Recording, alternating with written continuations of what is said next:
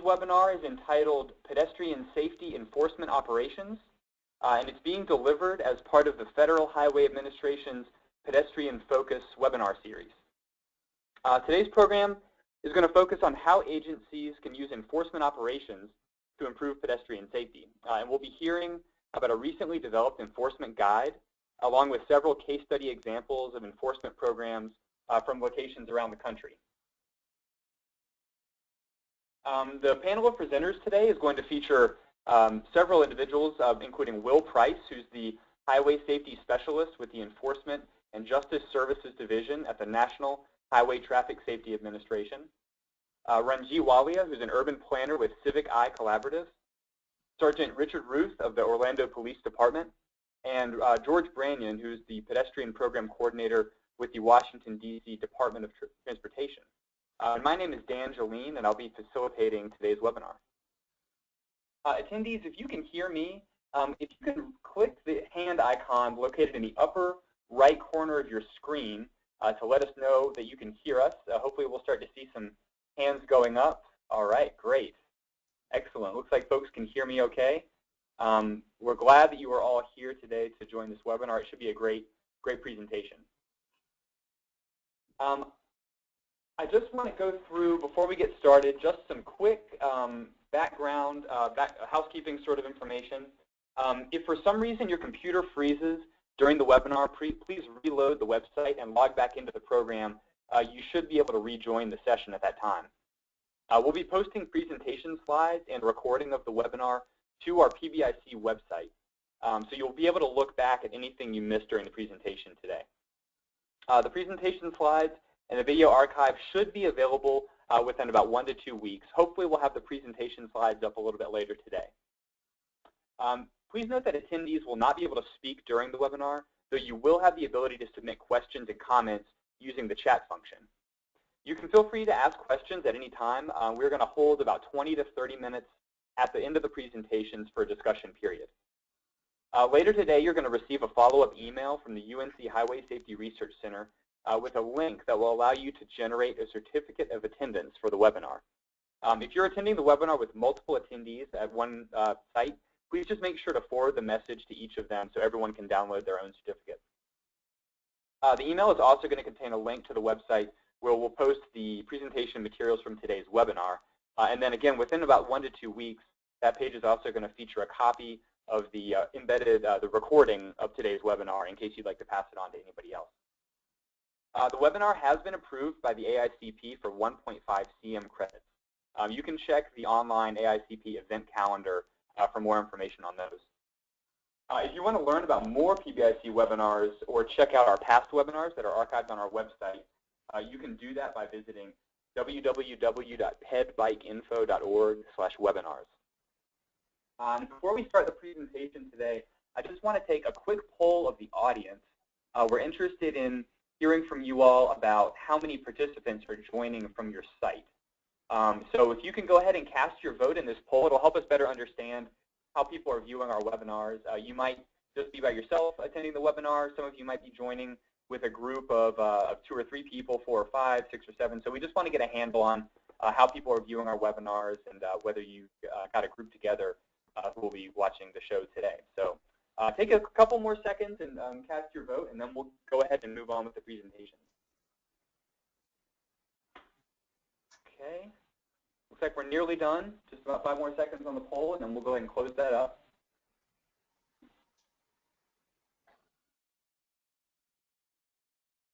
Okay, fantastic. Thanks so much, everybody, for helping us with that poll. Now that we've got that out of the way, I want to go ahead and kick off the presentations. We'll be starting today by hearing from Will Price, who works with the National Highway Traffic Safety Administration. So Will, whenever you're ready, if you see the alert come across the screen, you can go ahead and take over control and launch your presentation. Okay, do you see the screen? I see your desktop, yep. Lovely.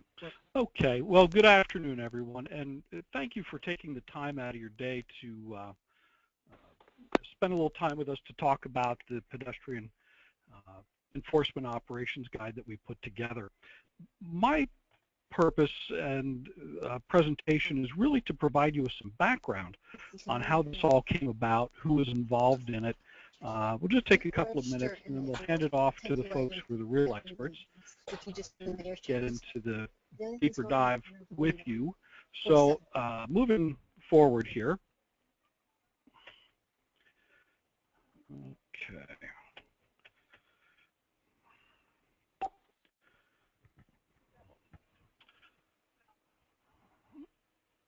All right, Dan, I'm having a little problem advancing the slides here. Try just clicking on that slide. That should probably help you navigate. Yeah. Okay. Well, now I got to get back. Arrow keys to be able to work as well, Will.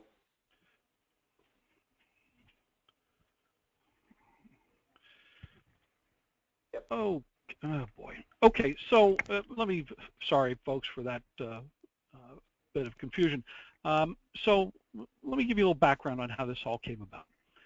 Back in 2010, the idea was developed in our Safety Countermeasures Division to put something together that would be of help to law enforcement in planning and executing pedestrian enforcement operations. We have recognized for some time the nature of the pedestrian problem in terms of fatalities and injuries that are occurring, and we've seen those numbers growing in recent years. So back in 2010, we looked at this and we're looking for a way to address the issue. We additionally had gotten a lot of interest from law enforcement for very specific guidance and assistance in how to conduct these pedestrian safety operations.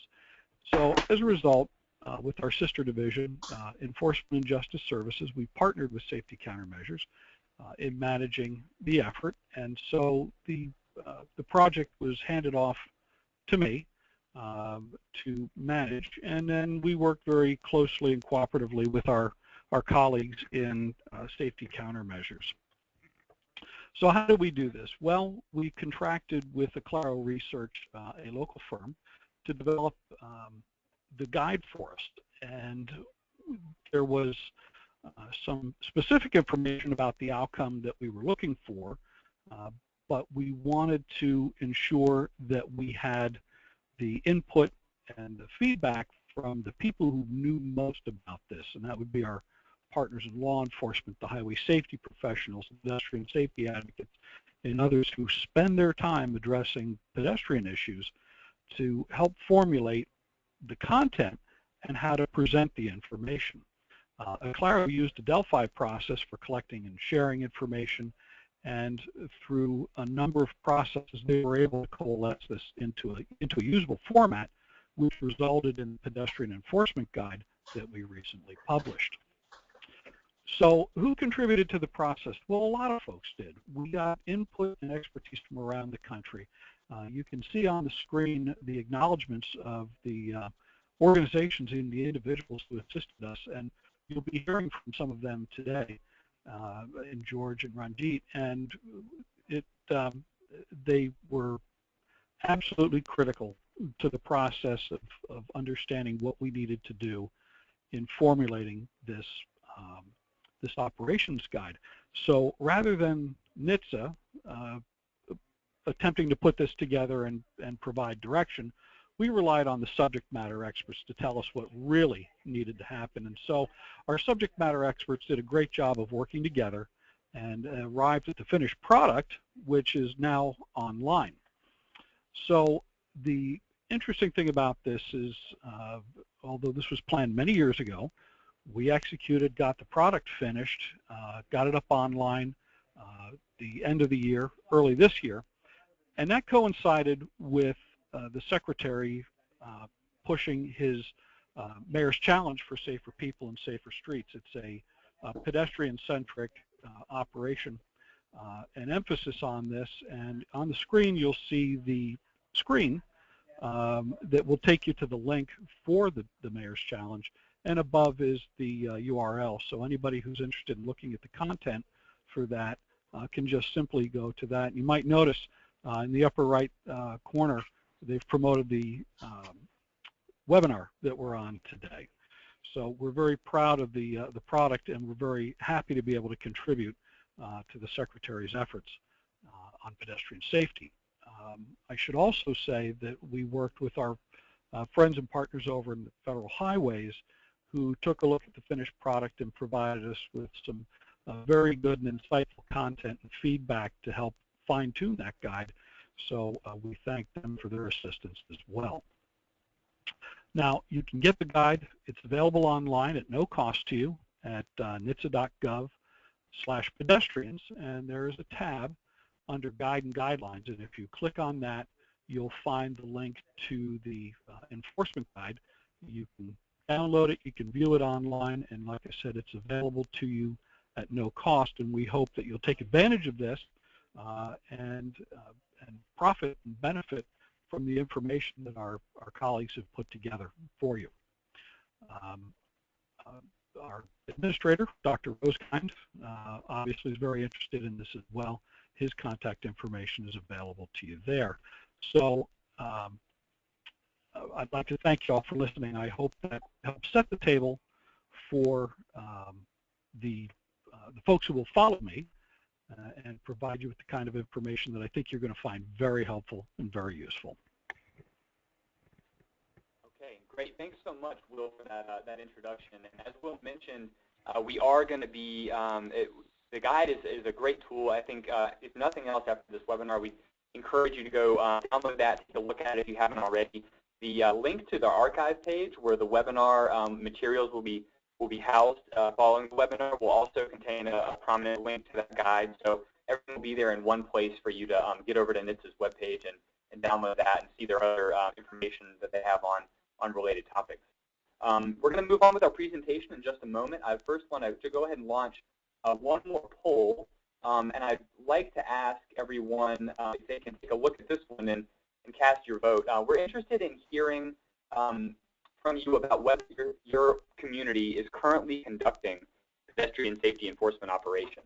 So pretty simple selection here, yes, no, I'm not sure. This is just a general overview. We want to get a sense of where you all are coming from on this issue, if this is something you're actively involved with, or if it's not something you're currently doing. Hopefully that'll provide some valuable information, I know to us, and it'll help kind of stage the rest of our discussion we'll have a little bit later. So I'm going to leave this poll open for just another second, and we'll be able to move on from there once we get all the feedback on that. So go ahead and just take a few more minutes or a few more seconds to cast your vote, and I'll follow up with the next presentation in just a second.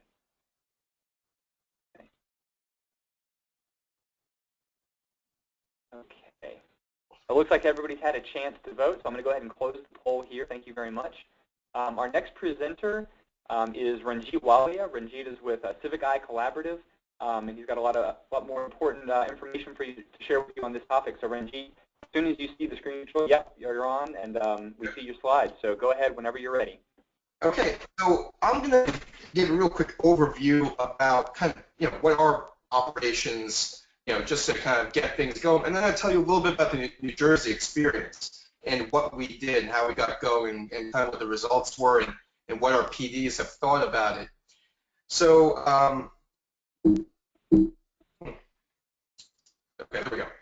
So why did we do it in New Jersey? Well, we're a pedestrian safety focused state, and that's not a badge of honor, that's a bad thing. That means that we're overrepresented in our pedestrian crashes and fatals.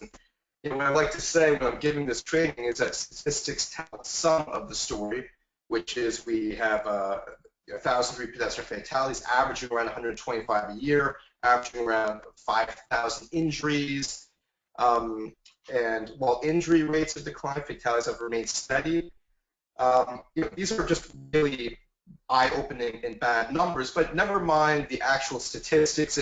If you've been to New Jersey, you would know that it's just not, forget the statistics, just try and go for a walk, try and cross the street. Are people deferring to you? Are they giving you the respect that you're due? Is it safe for pedestrians? In many places, it's just not the case. We're very auto-centric, and it hasn't been ingrained in people's heads that we really have to be thinking about all the road users. So that was kind of the reason why we needed to do something. Statistics told the story, but so did just going for a walk.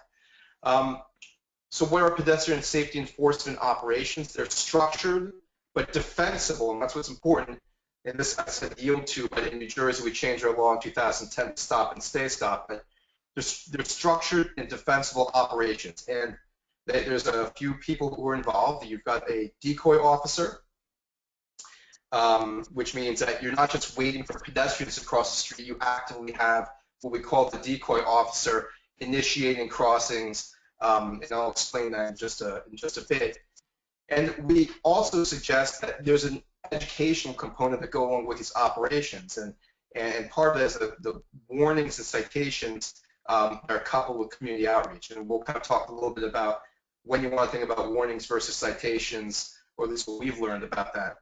Now, in New Jersey, the operations are funded by both the local PDs, but also we have a dedicated funding source from the state, our Division of Highway Traffic Safety. And the training, the regional trainings that we did for quite some time were funded by the Division of Highway Traffic Safety and with funding from our New Jersey Department of Transportation.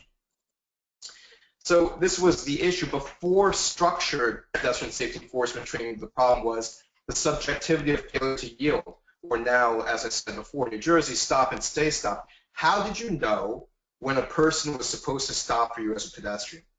You know, how is an officer supposed to say, oh, that person did the wrong thing? So that subjectivity led to a lot of issues, and it could be contested in court, and people didn't really feel comfortable in enforcing it. You need to have certainty when you're doing enforcement.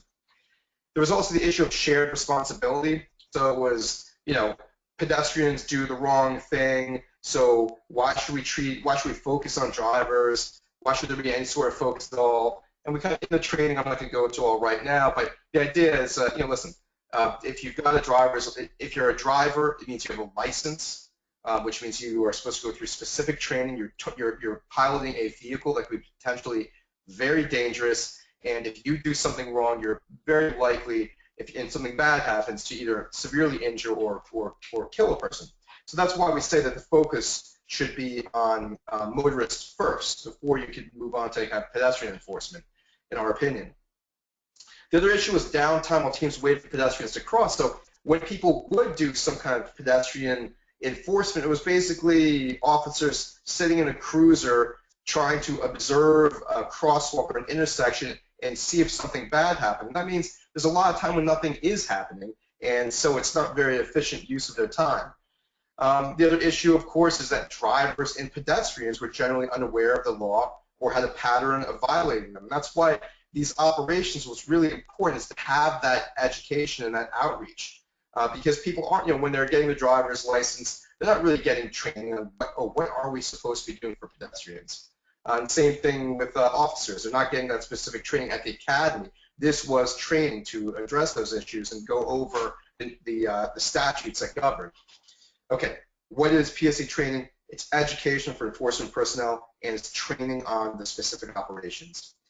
And why? Because enforcement's critical, but pedestrian laws and the duties of motorists have not been a focus area in training. It's an opportunity, for training on structured and defensible operations. So if you're going to carry out PSE operations, what are the steps? What are you going to do? What it comes down to is this. It's a very simple thing. You're going to identify the crossings that will be the target of operations, and usually you'd say what we like to term credible locations, places where if you do get stopped and given a warning or a citation, you can't say, no one walks here. How could you expect me to think that a person would walk here? This is a gotcha, campaign. It's more like, is it a school crossing? Is it a downtown? Was there a history of crashes? So that's where we suggest you start as far as locations. Then you're going to set up orange safety cones of prescribed distance. And what we mean by that is from the crosswalk, using the yellow light signal timing formula, and I think some other people are going to talk about this, but using that formula, you can set up a point from which drivers have an ample time to perceive a pedestrian in the crosswalk, to apply the brake, and stop for them before they would go through the crosswalk. Similar to seeing a yellow signal, being able to stop for it before going through an intersection. That's what it's based off of. There's going to be 3 officers to the 3 roles: a spotter, the decoy pedestrian, and a flagger. And when we talk about carrying out operations, operations are what we suggest for structured operations, at least, are phased over time. So you don't just do it once. If you can do it over 6 weeks, we saturate the area early and then ramp down, and then have occasional ones. That's what we recommend. And then we also suggest that they get carried out with a pre-operation media blitz and outreach to kind of get this all on the community's radar. So I'm going to tell you that differentiation between structured operations versus spot operations. So structured operations can achieve sustained behavioral change, but they're much more time-consuming and resource-intensive.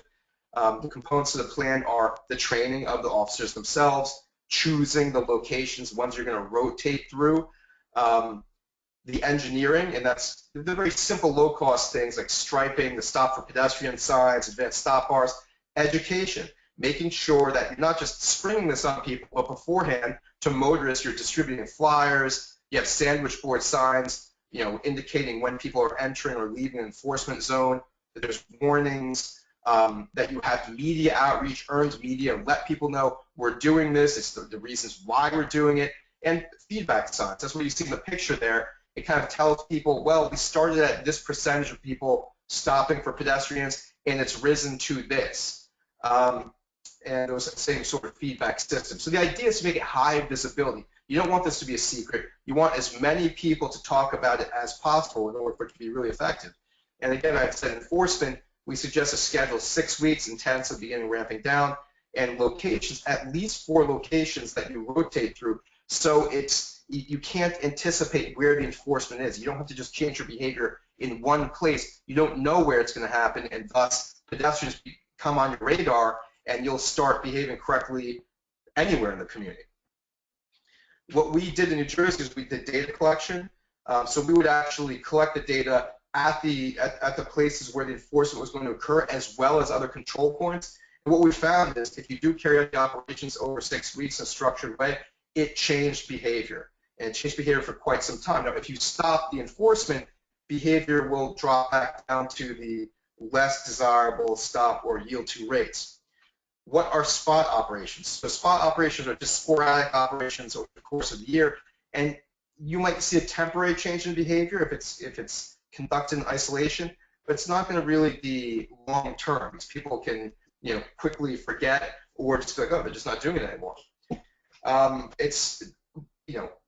Everything's effective, more effective if it's reinforced with the 3 E's, engineering and planning, education, and enforcement. So if the road and having the striping, the way the road's designed, coupled with we're actually enforcing it, and education, letting people know about it. Okay, so that's basically what a pedestrian safety enforcement operation is. And by the way, Dan told me that they posted on their website, I have 2 films that you can see. One is a roll call film for officers that literally will show and go through every aspect of carrying out an operation. And one is kind of and that one's instructional. The other one's an overview. Well, what are PSE operations? What do we do in New Jersey? And that's more informational. And both of those are on the website. You can feel free to download them and use them any way you like.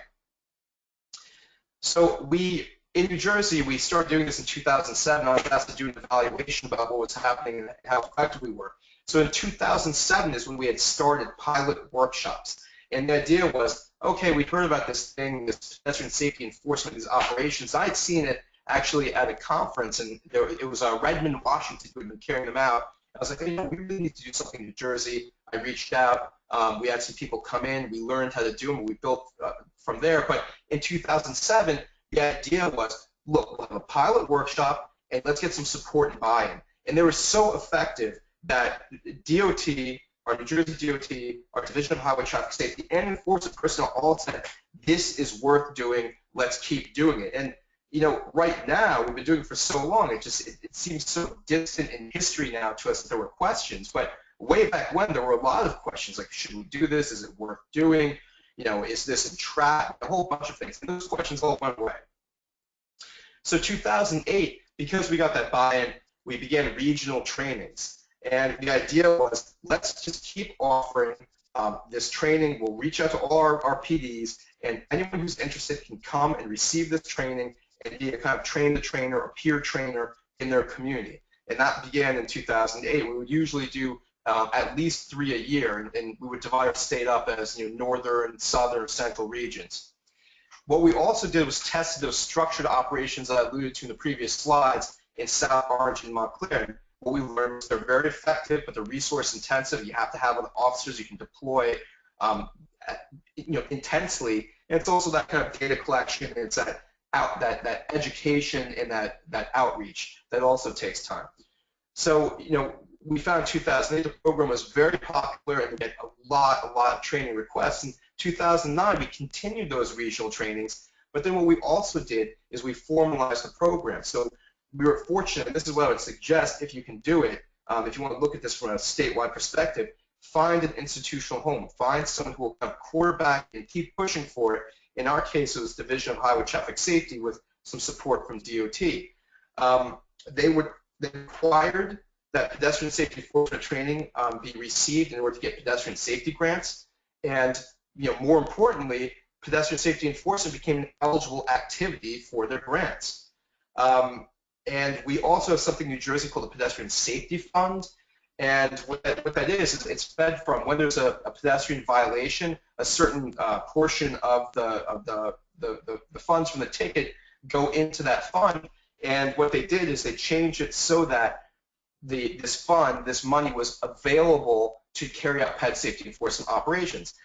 And what also happened in 2009 is we advanced the peer-to-peer training aspect of things. So enough officers who were doing this, felt comfortable with it, could go out to their colleagues and train them as well and try and spread the good word. So DOT and Highway Traffic Safety, we really had their support and buy-in, and getting a dedicated funding source was important because I think you'll find that's really the thing. If you don't have money, people can't do it, and at least that's what we found to be a big issue. So 2010, 2011, we continued those regional trainings, and we also, because it was so effective, we had changed our law in 2010 to be a yield state to a stop and stay stop for pedestrian state, and these operations were cited as a key educational component for this pedestrian safety bill. So you carry these out, you'll see you get a lot of opportunity to interact with motorists either through stops or through the educational outreach that should precede the operations. 2012, we continued those trainings and we also produced the Pedestrian Safety Enforcement Roll Call training film, which, as I said, is on the website, Dan's website. We also carried out an evaluation of the program, which was a survey, interviews, and we had a pedestrian safety roundtable. 2013 through 2015, so I just had conversations with Highway Traffic Safety, and the regional trainings essentially stopped in 2014. And why? In talking to Highway Traffic Safety, what they said is we no longer had a person. They were overburdened. We didn't have a person who was pushing to keep the program going, to try and do innovations. And also, I think that we had enough PDs who have done this in New Jersey, where the people who want to do it basically had the training and felt they knew how to do it. Because again, this has gone on for 8 years in our state. Now, again, the ped safety enforcement trainings are primarily carried out by peer-to-peer, or departments are, like I said, already well versed in the operations. And this roll call film, that's the other thing, it essentially in many ways replaced the training. If you go look at it, it's actually being used in some other states, in New York, and there was a couple other states that were telling me. It basically gives you the step-by-step directions on how to do this. So it serves as both a refresher to training that people already had, but really people are just using it to get started as well. In just last year, pedestrian safety enforcement was also embedded as a key component in the New Jersey Street Smart Pedestrian Safety Campaign, which was a statewide campaign that was based on educating folks in New Jersey about pedestrian issues. And so they thought pedestrian safety enforcement was so effective that it had to be a part of it, and it's embedded. Okay, I just want to go over a little bit about the survey we did, which was to talk to PDs and ask them, did they think that the program was effective? And it was an online survey, and we had 152 police departments represented, which is basically 27% of the entire state. So that's pretty decent response rate for such a survey. So some of the questions we asked people were, well, how important is pedestrian safety in your community? And what we found was, over half thought it was a significant issue, or 30% thought moderate importance. So it's in New Jersey, it's becoming more and more of an important issue for PDs to deal with. And to the police department, they were saying it's even more important to the PDs. They see it more as an issue than the community at large. We asked them about the public knowledge of, well, what about the stop and stay stop law? Are people aware of it? And over half thought that people really had good knowledge, and 41% moderate. Are pedestrians doing the right thing? Are they disregarding crosswalks? Is that an issue in your community? And most said yes. Pedestrians not doing the right thing is an issue, and that's been a frequent thing we've heard about, which is, ultimately you have to have, both sides of the coin. You have to have, enforcement versus the motorists, and the pedestrians as well. And we asked questions about, did the department work with organizations that address traffic safety? Could they get some support from other people? And for those who did it, yes, in New Jersey, we're fortunate. We have some organizations that will provide technical assistance. In our case, AAA, and something we have called the Brain Injury Association, as well as local groups that would help them. Something that was really interesting, 35% of those who responded cited PSE operations as being the catalyst for changes to traffic control and roadway engineering for pedestrians. And what it is when you get people out on the street, you get them out from a cruiser, and you're not looking at things through a windshield, they see the issues, well, then they become a more vocal presence for, we have problems here. It's not just the behavior, but there are some engineering improvements we can make, or we need higher visibility crosswalks. And essentially, the PDs became more of cheerleaders for change in the community, recognizing its importance and being a voice that the community leaders would listen to. And because of the operations, they start to make more safety improvements to the roadways. In New Jersey, it was basically the big game in town when you're talking about pedestrian operations. 76% of respondents said that PSE was the only safety initiative for pedestrians that they carried out. So this map shows you that it was really spread out throughout the state.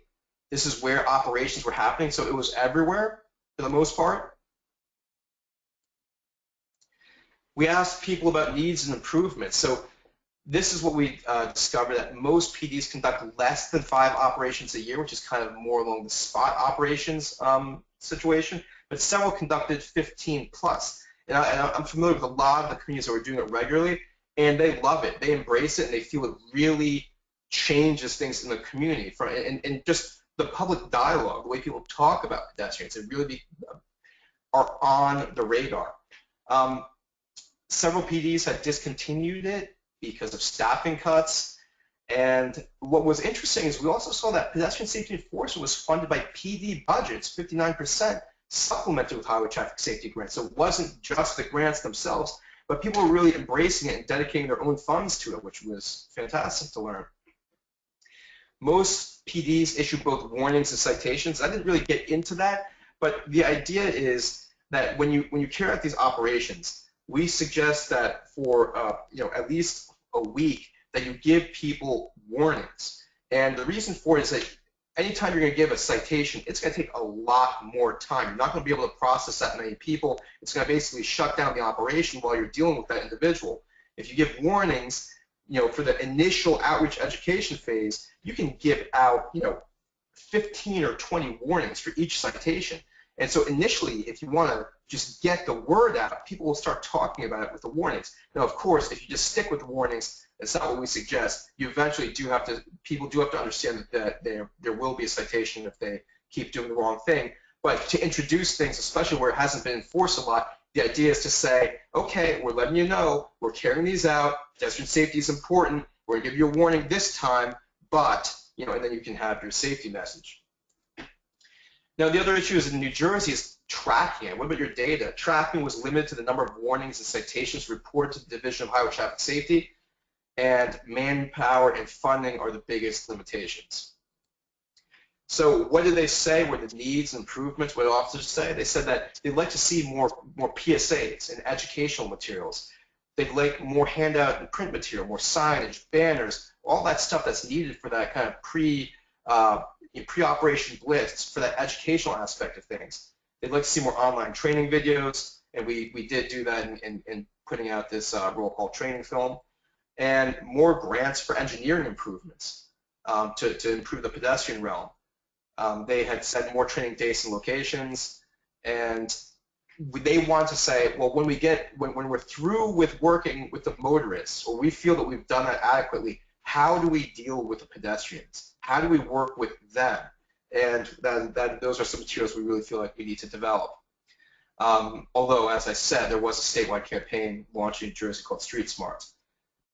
And more emphasis on pedestrian safety and drivers' education curriculum. So we have all these new drivers coming on the road, and it's not really touched on when they're getting their license. So officers felt that it would be really great if we could have more education early on. So what kind of education did they do? A lot of it was through notification of local newspapers, variable message boards. And we asked them, the people who's received training, so of the people who responded, essentially around 50% of the people did, 50% of the people didn't. And it was kind of, you could see that those who did receive training was from fellow officers in their department, 23%, or 34% from the regional workshops. So again, funding for enforcement is a key need.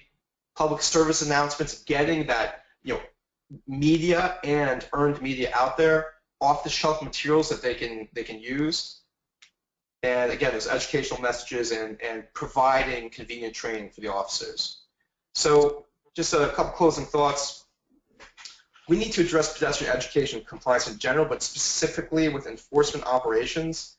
And the most effective operations are the structured operations. They're needed, they're effective, but you need the resources for it. And it takes multiple people, someone from engineering to do the low-cost engineering stuff in advance, someone to quarterback it from an education outreach perspective, and then the officers carry out the enforcement themselves. PSE should be applied to a corridor. I think that's, and I'm speaking about something very specific in New Jersey, but it's sometimes you're going to have drivers who are not, it's not just from your community, but they're passing through your community through a well-utilized corridor, and they may not be stopped in operation. And to really get the message out, it'd be beneficial when you have those highly trafficked corridors to have something organized along a whole corridor instead of just one community. We think that would be really beneficial. It's most effective as partnerships, as I was alluding to. The police are great, the enforcement, but not really the media and the coordination, or they have just a lot of things on their plates. Advocates, schools, planners, and engineers all have a role. Tracking data is challenging. Again, PDs have so much on their plates that asking them to track one more data point is difficult. But data would be useful because it can prove success. You can show those changes in behavior. These operations are a critical part of any pedestrian safety campaign because they really do provide education, enforcement, and awareness. Now, the next innovation will be warning to summons, depending. And so what that is, in New Jersey, we had a distracted driving campaign where what they essentially did was if they saw someone with distracted driving, they gave them a warning flyer, and the people had a choice of either logging onto a website and watching a very impactful, emotional film, and then taking a real short test to show they learned something from it, or accepting the summons. Most people would go and watch the film. The film was called The Last Text. It was put on by AT&T. Again, very impactful film. We think that something like that should be done nationally, but where we were thinking from the New Jersey perspective of creating a film talking about, why is it important that you stop for pedestrians, and kind of have that emotional plea. Well, if you don't, you can hit someone, you can kill them.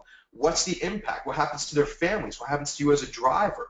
And people pay attention to that much more than statistics. Statistics just bounce off of people. You have to connect with them, and we think that can happen through those impactful films showing impacts. Now, getting back to was this effective, in Somerset, there were 3,000 warnings issued, 99% chose education, and the film was so impactful that they had 11,000 voluntary referrals. So they said, oh my God, I did something wrong. I was essentially given a hard choice, either be educated or accept a summons. I chose education. But after getting the education, it was so good and impactful to them that they voluntarily referred their family and asked them to see the materials. And we thought that was incredible. And talking to the people that care about the program, that film, that connection was the most essential element to connecting with people. So we need steady funds and dedicated staff to push for PSE and to innovate with it. And the issue is having those funds and the staff, of course. The enormity of the problem demands more funding, like click it or ticket or MAD, alcohol enforcement. Our funding, our dedicated funding right now is belts and boobs. So that's what it is. It's click it or ticket or alcohol enforcement. So that's basically my presentation, and I've got, we've been doing this for quite some time, so I'm happy to answer any questions people have. And again, those films I talked about, the roll call film and the descriptive film, they're on both Dan's website, or you can just jot that down if you want, and you can watch them at your leisure. And certainly feel free to download them, use them any way you want. And there's my contact information if you want to get me offline after this question and answer period. If you have any questions or if you want to talk, there's my email and my phone number. So I'm done, Dan. Great, thanks, Ranjit. That was great. And I think we got a lot of good questions during your presentation, but I'm going to save those for the end, and so we can them a little bit later. I want to go ahead and move through some of this other content, though. First off, I want to launch our final poll. This one has to do with anything your agency is doing to address the issue of impaired pedestrians, so drugs and alcohol, the effects of that on pedestrian safety. We're interested in hearing if any agencies out there are working on this topic. This is something NHTSA is interested in, of course, and others. So just take a few minutes, or a few seconds, that is, and let us know if you're doing enforcement, education, maybe a combination of the two, and whether, or identify, if you're not doing anything, and whether you see that as a problem or not. So just a couple of seconds to respond to these poll questions, and we'll move on in our presentation.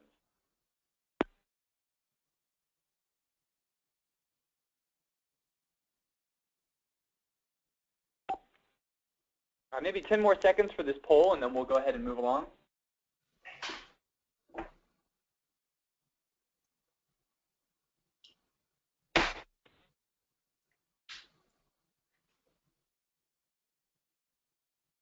Okay. All right. Well, thanks so much for everybody who was able to vote in that. The information you're providing is very helpful to us.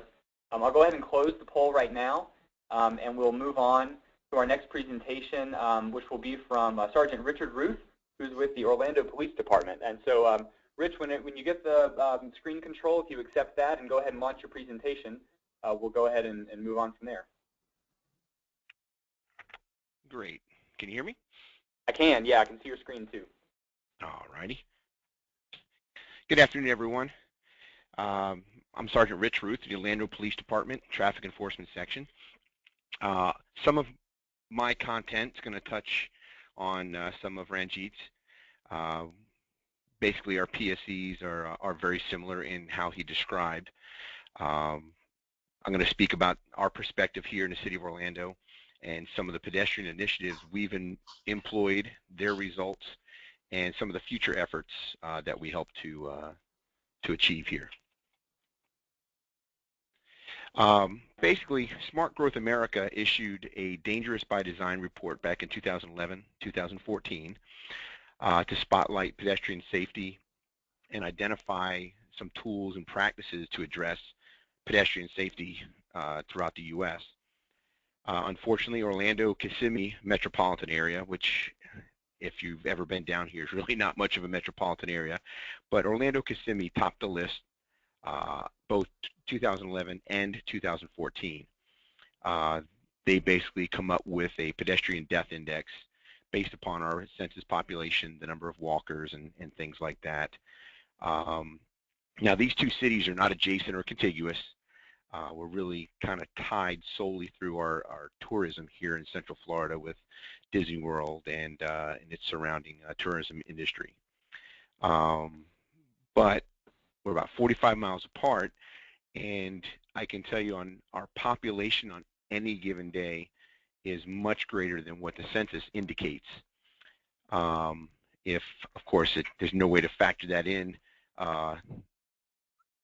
definitely with a number, but I would bet if we could, we wouldn't be number one when you see the statistics that I show compared to what, now Ranjit showed statistics for the state of New Jersey. I'm only dealing with the city of Orlando, which is actually quite a small city. Here you'll see the Central Florida map, which shows the distance between Orlando and Kissimmee. Of course, you'll see Disney there.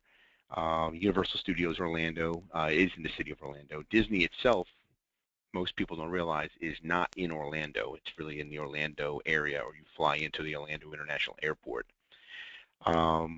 Again, tourism is what binds us and keeps us going. And you know, we also have the beaches and stuff to the east and west. Back in 2012, we started Operation Best Foot Forward. As you see, it was formed in 2012. It's a coalition of private and governmental entities, some of which I have listed here. And if anybody is a member of a group that I didn't list, I apologize. But we have the City of Orlando, and the Orlando Police is the enforcement arm of that. Orange County government and Orange County Sheriff's Office is their enforcement arm. Metro Plan Orlando, Bike Walk Central Florida, Links, which is our public transportation here in Orlando and Orange County, Florida Department of Transportation, our public schools, hospitals. There are several others that are also involved in our efforts to improve pedestrian safety here in Central Florida. Best Foot Forward basically took everything that Ranjit spoke about, the 3 E's, education, engineering, and enforcement, came up with a way of addressing our pedestrian safety issue here in Central Florida and addressing our #1 ranking on the Dangerous by Design list. And we received the officer training in order to employ those PSEs. You know, it taught us speed, formulas, perception reaction times, you know, setting up the cones as Ranjit described, using decoy operations. And for the most part, we were targeting drivers. In fact, Best Foot Forward, all of our decoy operations target drivers. We select locations based on complaints, based upon crash data from the state database. Being the City of Orlando, I use only the crash data that applies to the City of Orlando because we're selecting enforcement sites solely in the City of Orlando for my efforts and my PSEs. We also do some bicycle education as well, because in the Florida state statutes, although a bike is considered a vehicle, if they're in crosswalks or on sidewalks, pedestrian rules apply. What you see now are just a couple of images of our PSEs. One of them there on the bottom is our decoy. That's a 40-mile-an-hour road, and it's 4 travel lanes plus a suicide lane in the middle. And as you can see, it's not being, no one's yielding to my decoy on this one. That's one of our worst locations. I'll go into that as we continue here.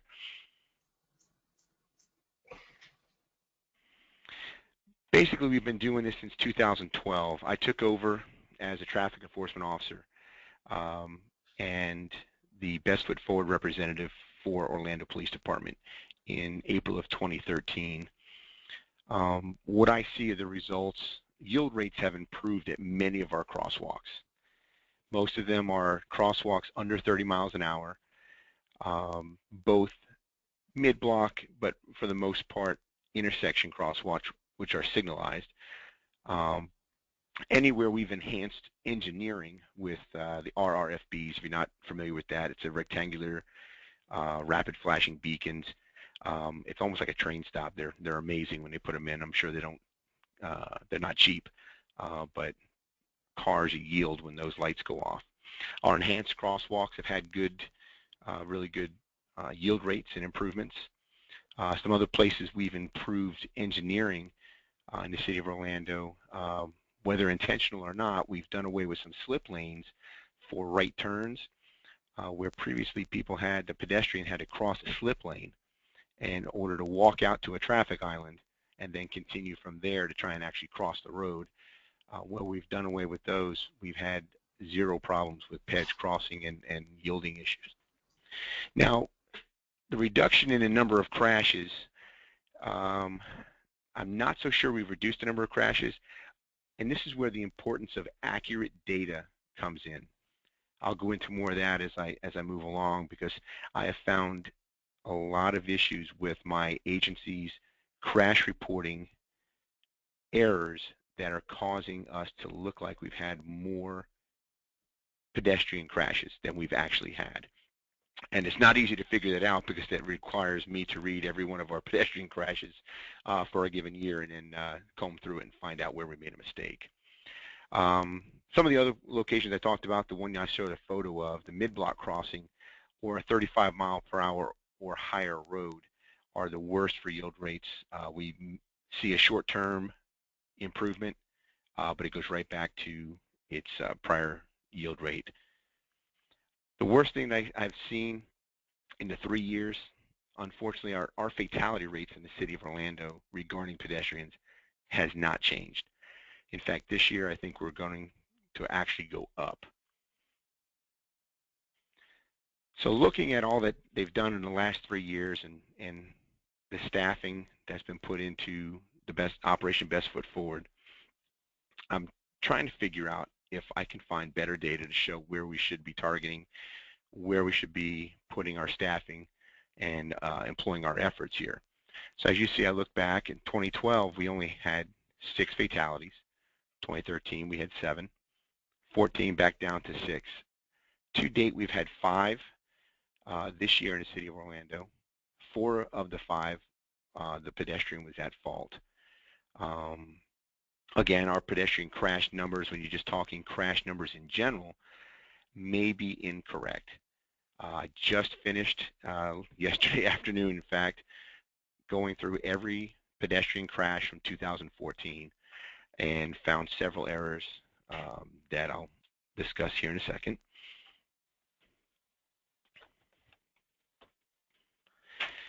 Again, I also wanted to see, looking back to when I got hired here back 18, 19 years ago, we seem to be pretty level between the low 100s to mid 100s in pedestrian crashes.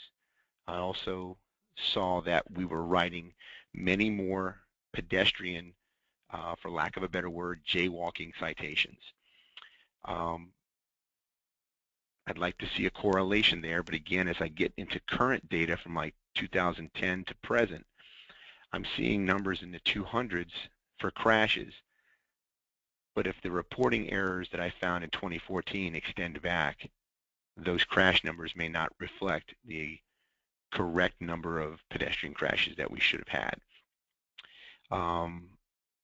Based on looking at this and scrutinizing the data, seeing that our fatalities are correct and are pretty much staying consistent, I wanted to try and find a way that we could still address the issue. Maybe we can lower our fatality rate regardless of what the correct number of crashes is in the last 4 or 5 years, still reduce it. That's the whole goal here, is reducing the pedestrian crashes, therefore reducing pedestrian injuries, and hopefully reducing the pedestrian fatalities. Unfortunately, my suggestion is not much of a popular one. My suggestion here in the city of Orlando is more of a move, now that we've done 3 years of solely targeting drivers, more of a move towards targeting pedestrians. Not a popular idea politically, not a popular idea. It's never a popular idea when we have to issue a citation. But I think that's kind of where we need to start going after I continue to explain some of the data that I've seen. Now, our everyday observations walking around, this photo I took here actually on the way to work the other morning, we see a red do not cross hand, green light on the cross traffic. This is a 45-mile-an-hour road. And I see a family here heading to a summer day camp, actually, violating the pedestrian control device. This is something that I see in Orlando too many times to count every day, right in front of uniformed officers. And I'm not saying the uniformed officers are ignoring the fact that they're violating pedestrian laws, but we've made it not a priority to address this. I think something like this here, some education, might make these people think about crossing at that light again without waiting for the walk signal.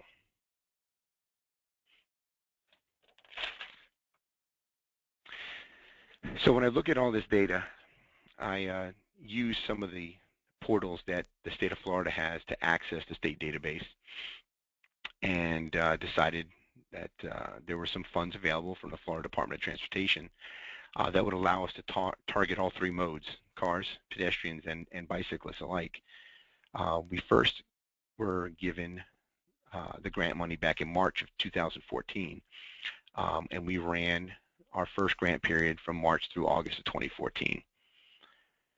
With the historical data that we gathered and with combing through some of the accident data and selecting locations using these portals, I was able to determine, as you can see, I'm not sure how visible the numbers are there.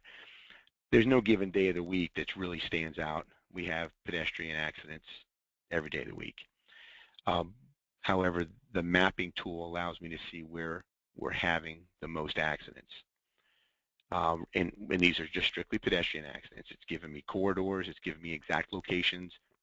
Then I can send out guys to do some PSEs. And these PSEs that we're doing here are actually what's called high visibility pedestrian safety enforcement. And that's what the grant stands for. That's what you see that acronym at the top of the screen.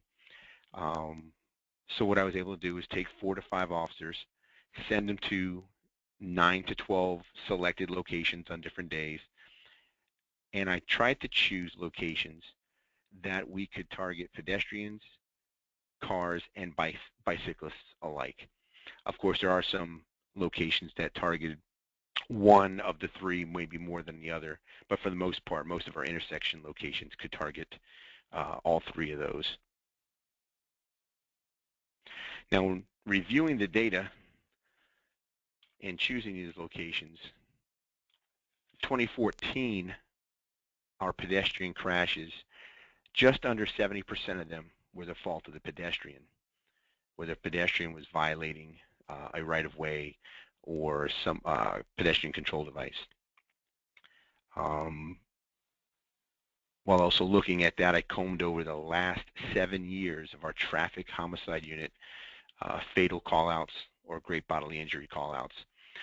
And in those crashes involving pedestrians, the pedestrians were at fault 92% of the time.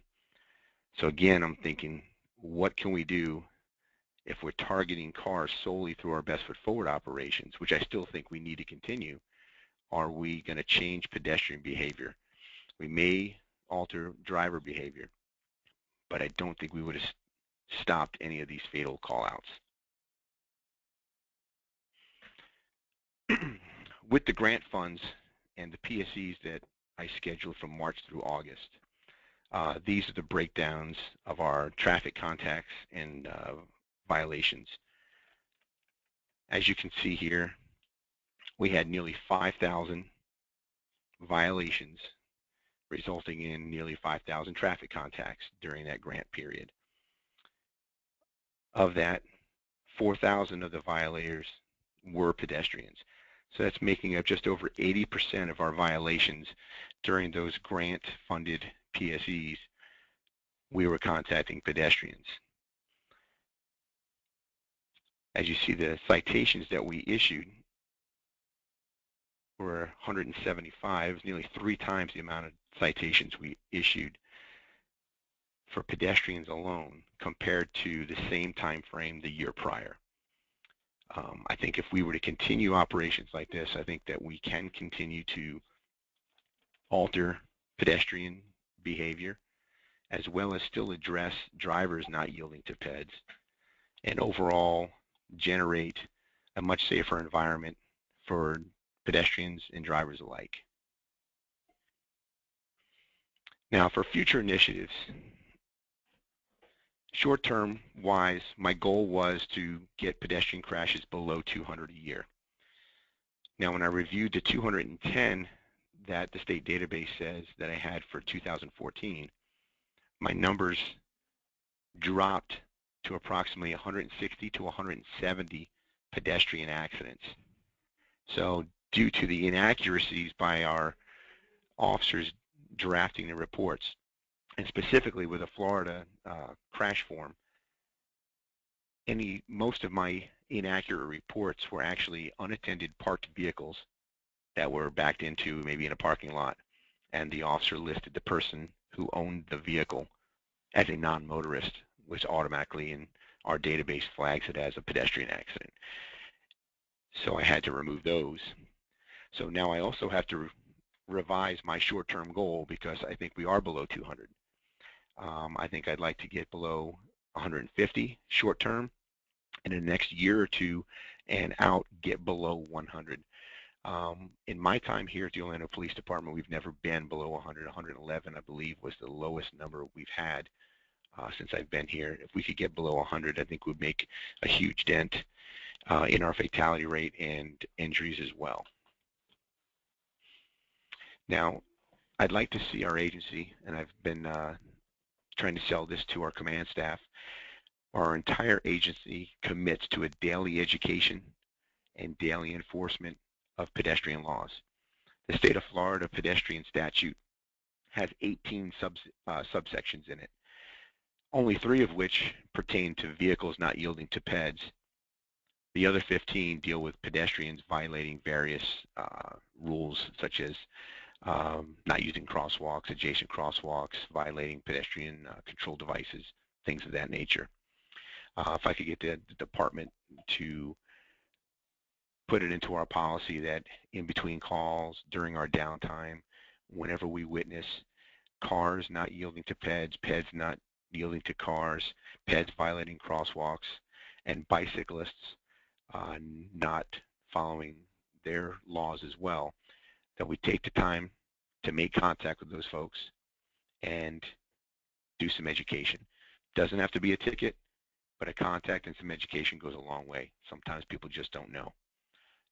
During the majority of those pedestrian contacts, the 4,000 contacts that we had during the grant period, I interviewed hundreds of those folks and asked them why they didn't obey the red hand, why they walked mid-block, things like that. And overwhelmingly, folks under 40 years of age did not understand how the pedestrian control device works, that the red hand is a red light for a pedestrian. They really did not. When I heard that the first few times, I thought that maybe they were making it up.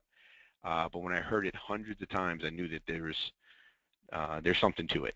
So if we could get better education out there, starting at a young age, better public service announcements addressing that, and just get pedestrians and drivers alike to follow the laws that we have, it'll be a much better environment for pedestrians.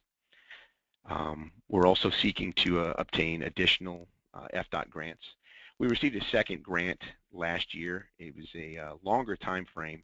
However, the training requirements, I tried to use just the folks we had trained beforehand, and we just could not spend the money due to staffing issues. As Ranjit noticed, staffing is the #1 thing we have that prevents us from doing more and more PSEs. I'd also like to balance our enforcement. In the past, we've spent the majority of our time, almost 100% of our PSEs have been targeting vehicles. I'd like to look at a balanced enforcement. If 70% of our pedestrian crashes are the fault of the pedestrian, I'd like 70% of our enforcement efforts to target pedestrians, 30% to target the drivers. In all fairness, I think we'd be better off trying to change behavior by doing that balanced approach. I'd also like to continue to increase citations. When we issued more citations in the past, we got more compliance. Again, not a popular thing here politically. We don't like to issue pedestrian specifically, citations. Unfortunately, there's only 2 ways pedestrians learn, and it's either they get hit by a car. We don't want that to happen, or we can educate through enforcement, and that's the way I'd like to approach it. I'm working now at correcting the reporting errors to ensure the best data. The better the data we have, the better we can approach a problem. I have seminars scheduled for next week to address our patrol officers and our community service officers who draft these reports so that we can get better reporting data. And as I mentioned before, I'd like to reinstitute programs in schools, either through our officers or our traffic enforcement officers, and get some PSAs out there to all three of the modes. We need PSAs for bikes, for cars to yield for drivers, and for pedestrians to use crosswalks. Overall, that's how we've approached it over the last 3 years here in Orlando, Florida. My contact information is on the screen, and I look forward to questions here at the end. Okay. Great, thanks so much, Sergeant Ruth. That was great. We'll roll right along here with our final presentation, and then we'll get into our Q&A. So next up is George Brandon. He's the Pedestrian Program Coordinator with the Washington, D.C. Department of Transportation. George, you're all set up, and I can see your slides, so please feel free to go ahead whenever you're ready. Great, thank you, Dan. Thanks to everybody for signing on to this. It's been very educational, and there's going to be some similarities with Ranjit in New Jersey and Rich's program in Orlando concerning what we have here in DC.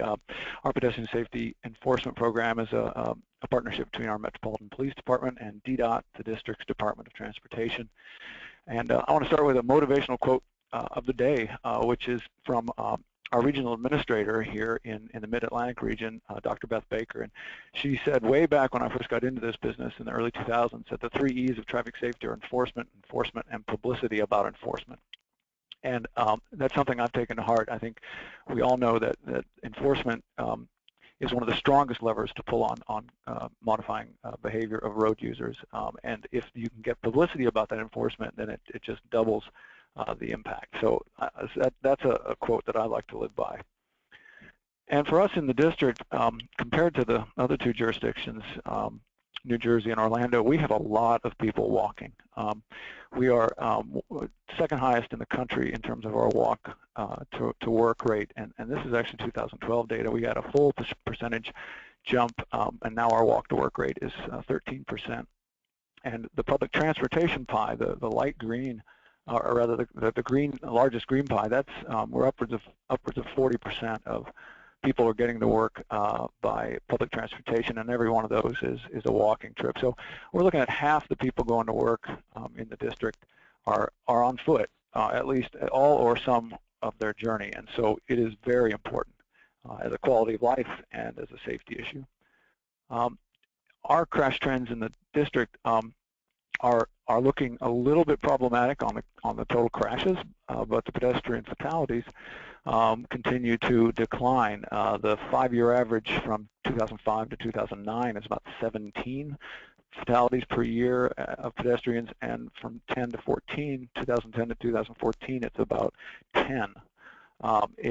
We've seen a pretty dramatic drop in that, but the number of pedestrians hit by motor vehicles continues to rise, and the only thing we can really explain that with is that we have seen a remarkable renaissance here in the district with a population that is growing. We've grown about 60,000 people in the last decade and continue to grow, and we're planning to grow back to 800,000, which is what the city was in 1950.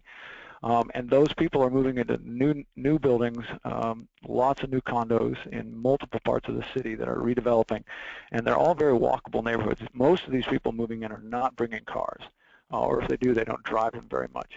And so most of the new people into the city are walking. So we have what we basically think of as a large increase in exposure, which is causing the increase in total crashes.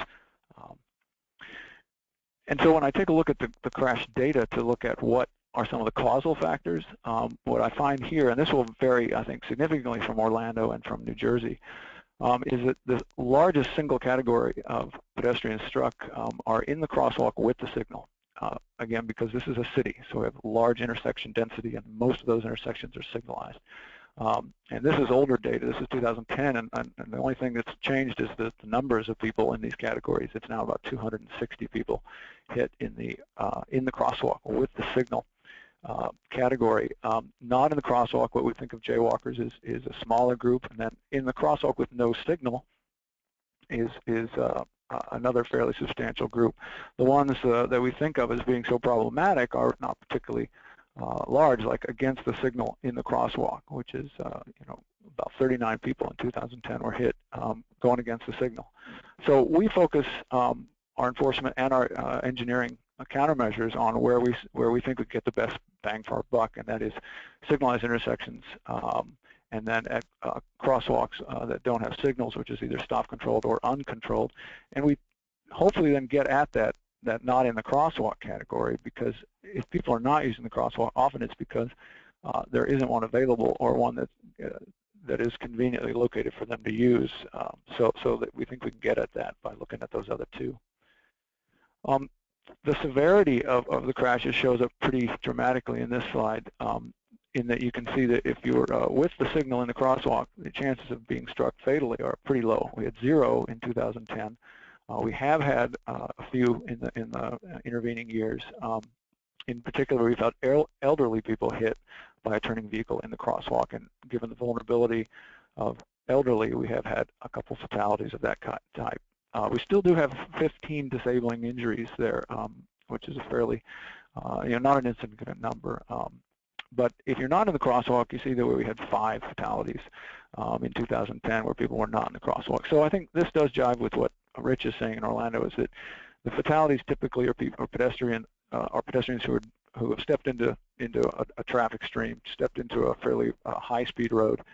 We don't have that many in the district that are high-speed, but these are where the typical fatalities are happening on the higher-speed roads, where the pedestrian is crossing in a mid-block location, and for whatever reason, either they're not seeing the car's not seeing them.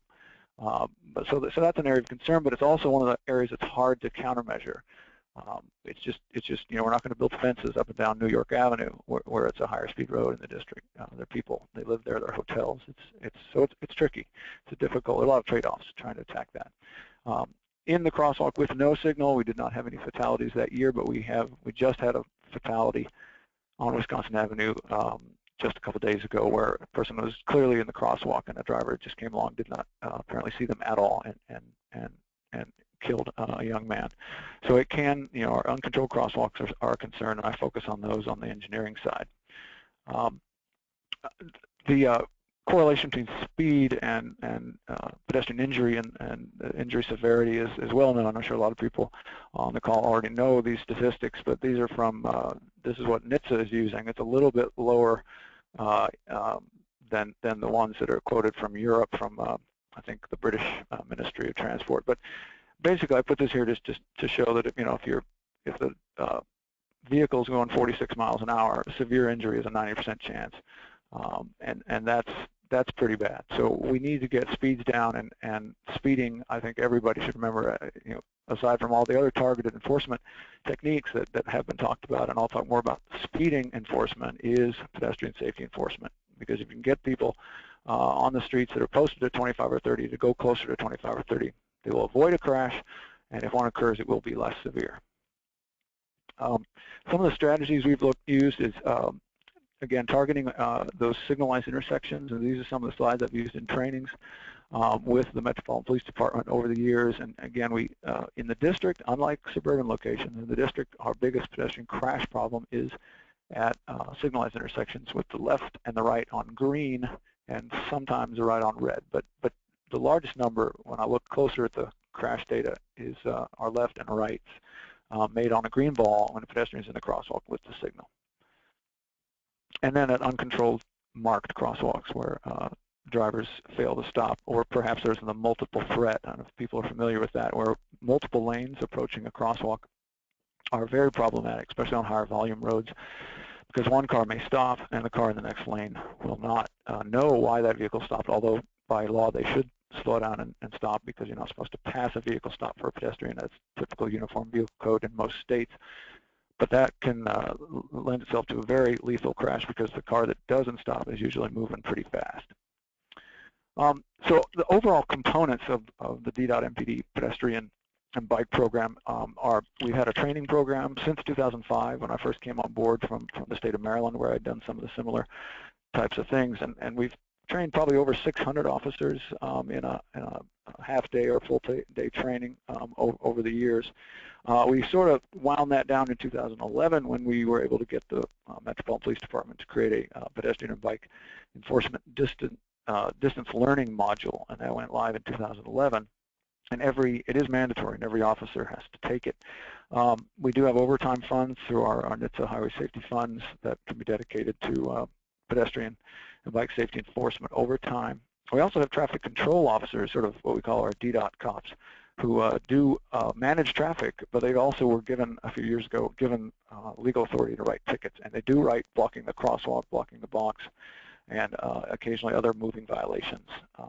And then the publicity about enforcement piece, I think, is critically important. And that, for that, we have our Street Smart Regional Education and Enforcement Campaign, and that's something that is managed by our Metropolitan Planning Organization, and DC, Maryland, and Virginia are all involved.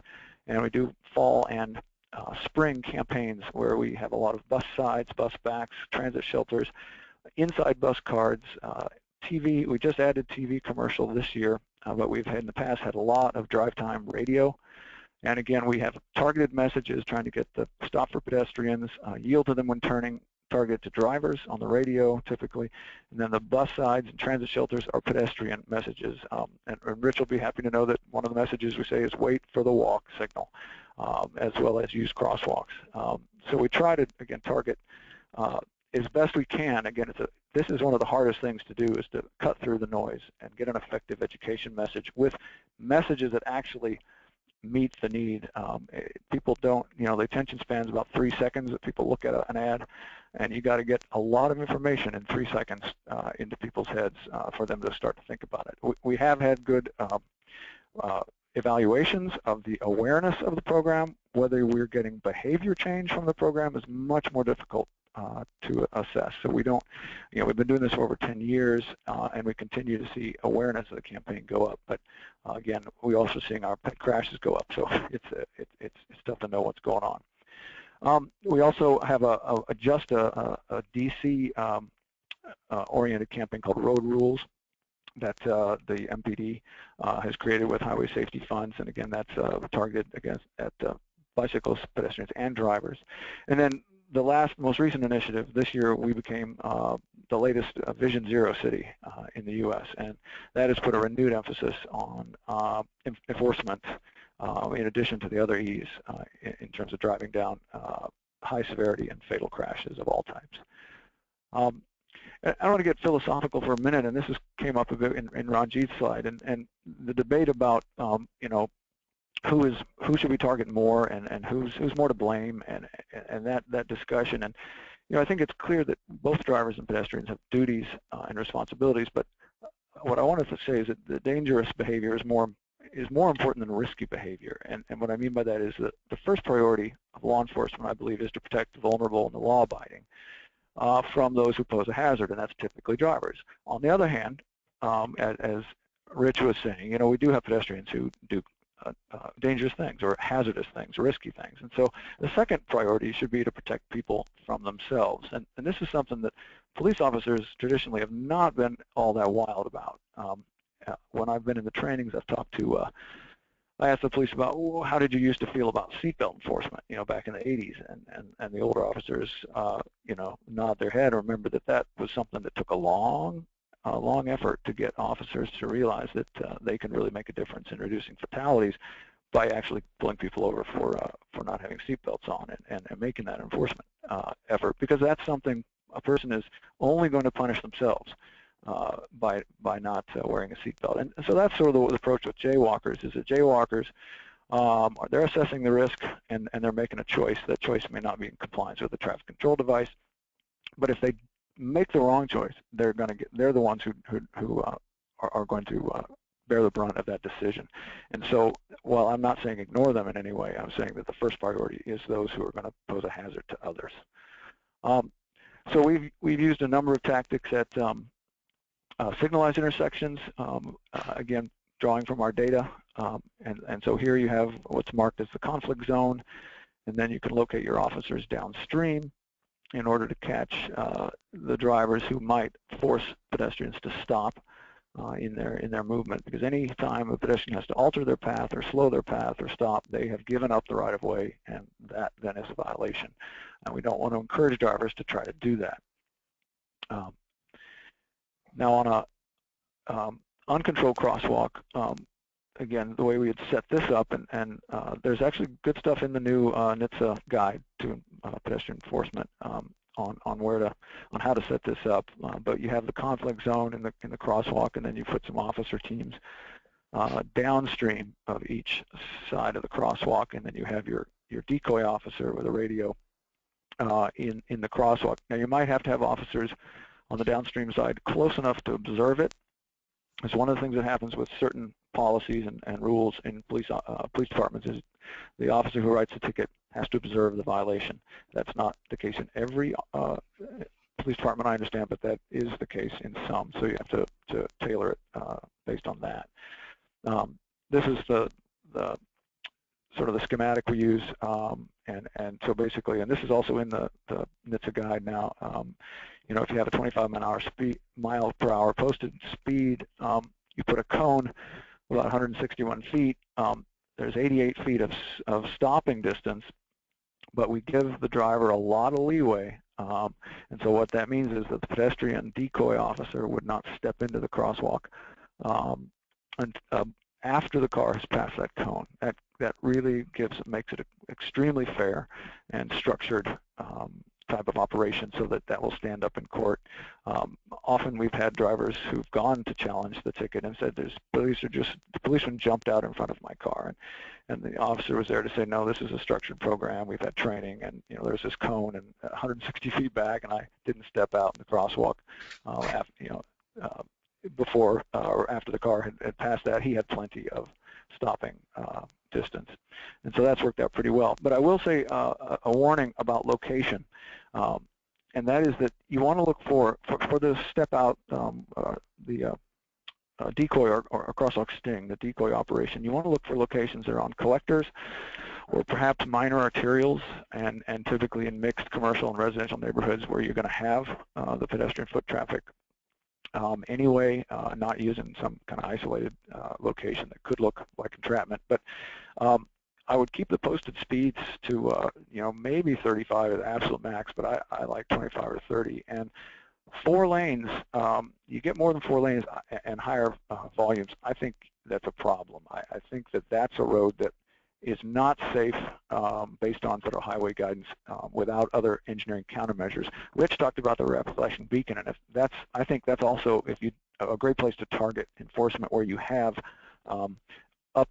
where you have increased the engineering countermeasures, and then you kind of back those up with enforcement. But I wouldn't go with say a 30,000 ADT road and 6 lanes. I think that's a crosswalk that should be either enhanced or removed.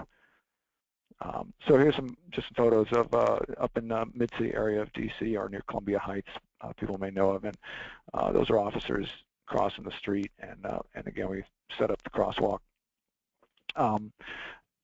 teams, pullover teams downstream of the crosswalks, and they're ready to pull over some drivers.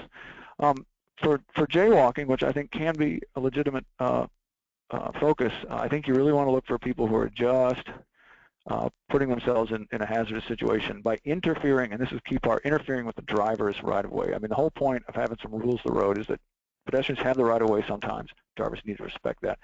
But sometimes drivers have the right-of-way, and pedestrians need to respect that. So that, I think, helps you focus on important high-value jaywalking tickets, not just people who are walking into the street when there are no cars coming. I think that's a little less supportable, a little less useful in change of behavior. Some people may know most states have a situation where it is legal to cross the street anywhere outside of the crosswalk unless you're in between 2 signalized intersections, as on box A. That would be an illegal crossing. You're supposed to go to one side or the other, one signalized crosswalk or the other. But if it's B in the middle, there's only a stop sign at one end and a signal at the other, then you may cross, but you don't have the right-of-way. You may cross the street. And sometimes a small street will break up the block. So in box C, that is actually 2 blocks formed by the T intersection in the middle. So I'm not sure it's a meaningful distinction, but that is typically the law in most states. And it's good to know that, because some officers still will have been known to give tickets to pedestrians who are crossing, who wait for a gap, cross a road legally, and then are given a jaywalking ticket, which may not be the case. They may be in between adjacent signals, but they may not be. And in the suburbs, the likelihood is that they're not. There are some pitfalls to aggressive jaywalking enforcement. This is from Seattle in 1990, after a decade of writing about 500,000 jaywalking tickets. And they got the reputation as caring more about jaywalking than crime, and that's never a good thing for the mayor and the police chief to face when this is in the editorial page of the main paper. There is a progressive enforcement technique that our police department has used, and as I understand, they're using this on pedestrians. They call it green light, yellow light, red light, and it's just sort of a progressive type of technique where you begin with a couple days of only educational outreach, and it's very light touch in the beginning.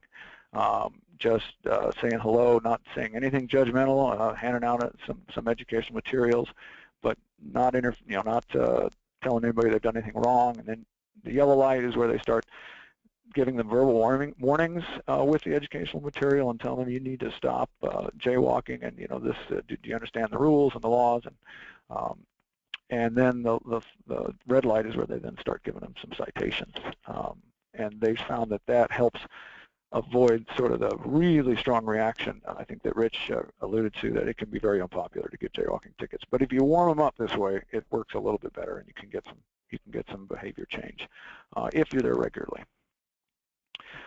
So education, these are the pictures that are on the bus sides. We have a number of different faces with the tire tracks on them as part of our Street Smart campaign, and it's been very effective. This is a good warning, or a brochure rather, not just a warning, but a crosswalk walk card that can be given with tickets or with warnings that really explains the statutes and give you some graphics to explain to drivers. This is the DDOT Road Rules campaign. These are posters at certain hot spots in the city targeting both drivers, pedestrians, and cyclists, trying to be very succinct and direct about what the laws are, as opposed to sort of vague messages about be careful and be attentive or be alert, which I don't think are the way to go. So that's another execution of them on the buses. Trying to get the cyclists to stop at red lights and stop signs. I know it's a challenge everywhere. But again, the publicity about enforcement piece is super important, and we've had pretty good luck of having our police chief and mayors make this a top priority. So just a couple press conferences that kicked off the Street Smart campaign in the spring or the fall, or the 2 times a year we do it. And when you get the police chief and you get the mayor out, the cameras show up, and it gives you that opportunity to really get the message out. And this was a paper, speaking of good publicity on this issue, this was in the Washington Post a few years ago, where these are officers that are using the crosswalk up on Bladensburg Road in DC, and so it shows a few of the elements. You got the decoy officers who look very decoy. You would never guess that they're not just covered up. It's not like they have a cover up on their uniform. They're completely dressed in civilian clothes and sunglasses. And then you can see the threshold cone, which is the cone past which, if the car's past that, you don't step into the crosswalk. You wait until the car, or you step in only when the car has not yet hit that cone, past that cone. And then you also see an officer in a cruiser where he was doing LiDAR enforcement on the approach, and that gives you what we found, and studies have backed this up. If vehicles are going fast, they don't stop when they approach a crosswalk. So if you get them slowed down, they're more likely to stop. And we have automated enforcement. I'm running out of time, so I'm just going to say that we have a lot of cameras, red light and speed, and we're adding crosswalks and stop signs. Not every jurisdiction, not every city or county in the country can do this, because they have generally state legislatures that are not as inclined to go for these kinds of things. But we are a city in and of ourselves, and so we are able to do this, and it's been a big part of slowing cars down. So thank you very much. Ready for, I'm all done and ready to turn it over. Okay, thanks, George, very much. I will go ahead and pull my screen up here. As everyone can probably see by the time, it looks like we're not going to have any time for a long discussion today. Unfortunately, we had some good questions come in, but I do think that our presenters did a great job kind of hitting a lot of the points that were being brought up in the chat pod. I do plan to try to get some of those questions and kind of circulate those to our panelists for those of you who asked them. I'd encourage you, if you still have some questions, there's an email address here on the screen. Please follow up with us, and we'll try to make sure we can get your questions answered, point you in the right direction to some good resources. A lot of important topics on the webinar today, and this clearly is an area that stretches across multiple departments and areas of focus. So it's great that there was so much attention and so many good questions here today.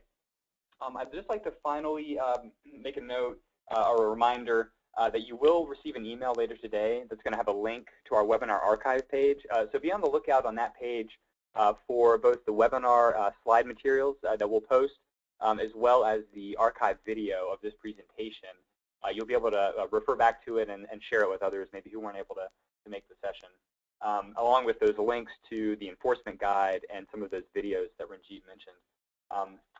I also want to let you know that when you leave the webinar today, you're going to receive or pop into a very brief survey that'll appear once you close out. We'd appreciate it if you could take a few minutes to respond to that survey and let us know how we did today, and let us know if you have any additional thoughts or comments. We do appreciate all of your feedback. I just want to say thank you again to our speakers, Will Price, Ranjit Walia, Richard Ruth, and George Branyan. And thanks to all of you for attending today's PBIC webinar. And I hope you all have a great day.